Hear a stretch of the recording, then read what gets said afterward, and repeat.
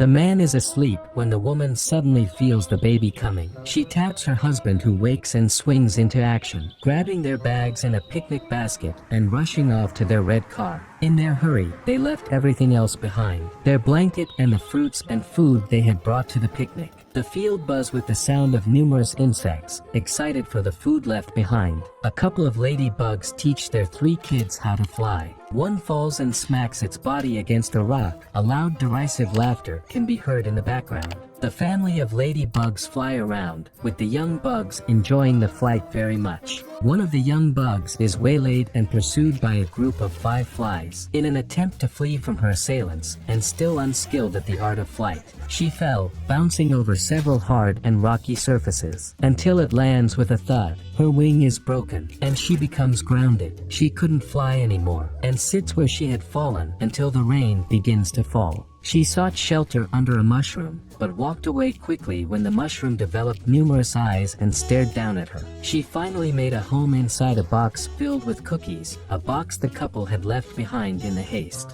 When she wakes up in the morning, a variety of insects and ants are carting away food items from the picnic site. Just as the ants are going away with their bounty, their leader stops suddenly, returns to the box to find great loot inside. The ant whistles to the others, and they dump everything they were carrying, and return to carry the box of cookies. They don't yet know the little bug was inside the box, but they find out when the box falls and the contents spill. As they were putting everything back in the box, they find the bug on her back and surround her. Before they could do anything, a lizard comes along, ready to eat the ants. The bug mimics the sound of a predator stronger than the lizard, and it runs for dear life. The ants are grateful and welcome her into the fold. The ants communicate using whistles and signs. There are no words throughout the movie. As they carry their box towards their home, a group of red ants blocks their path. Their leader climbs into the box, grabs one cookie, and laid it before the red ants as a tribute. The red ants were not satisfied with the offering. They want to take everything. They all pile into an empty can and go after the box. As the box of cookies falls over a cliff, the small can in which the red ants are lodged fall and follow right behind it.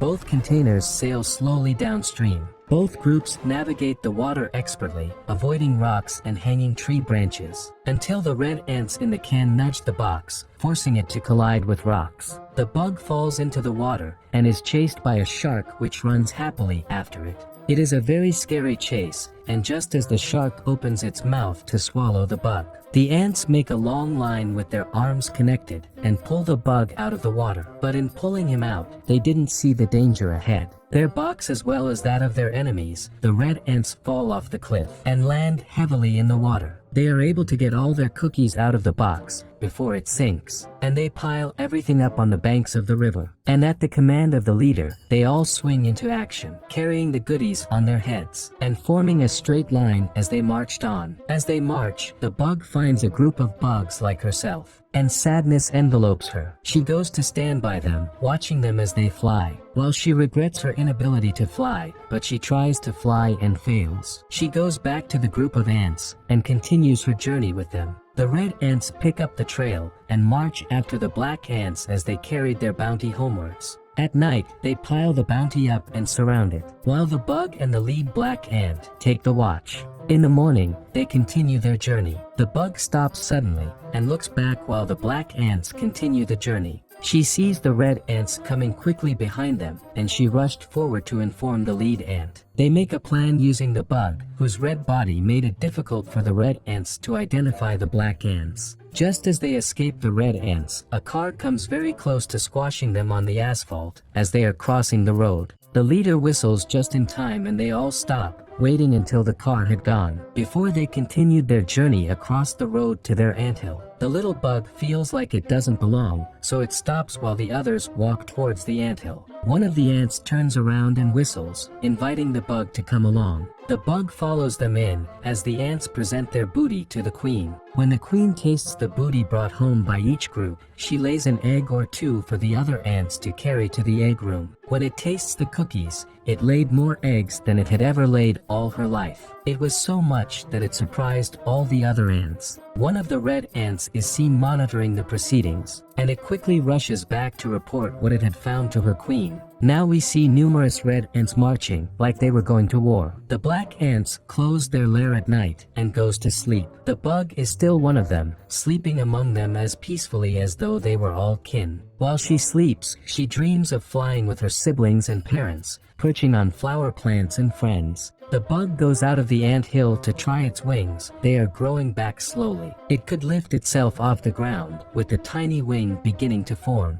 Early the next morning, the ants get a warning from their queen, and step out to find that they have been surrounded by red ants. The red ants had arrived with some powerful weapons, from slingshots to forks and insecticides. They started pelting the anthill with slingshots, smashing holes into the hill. Then they fired a cannon containing toothpicks onto the anthill. The black ants began to fight back. First, they dropped a box of cotton bud into the crowd of red ants. Then they dropped several vials containing different drugs into the crowd of marching red ants. But the red ants seem to have more firepower. Some of the black ants and the little bug go to have a meeting with the queen of the black ants. After a short while, one black ant and the little bug walk down to a room, where an ant is staring at what looks like a board game with numbers on it. The ant had moved a few numbers around on the board, leaving a small hole. They communicate with the black ant in charge of the arsenal. He walked away and returned with a box of a matchbox, and opened the covering of what looked like crayons. The ants carried the crayons up to the roof and set them up, just as we see the red ants begin an assault on the entrance to the anthill with what looks like a pineapple. At the top of the building, the black ants opened the box of matchbox, pulled out the single matchstick inside, and lit the fuse on one of the crayons, which flew upwards like a rocket before landing and blowing up on the red ants, who were very scared.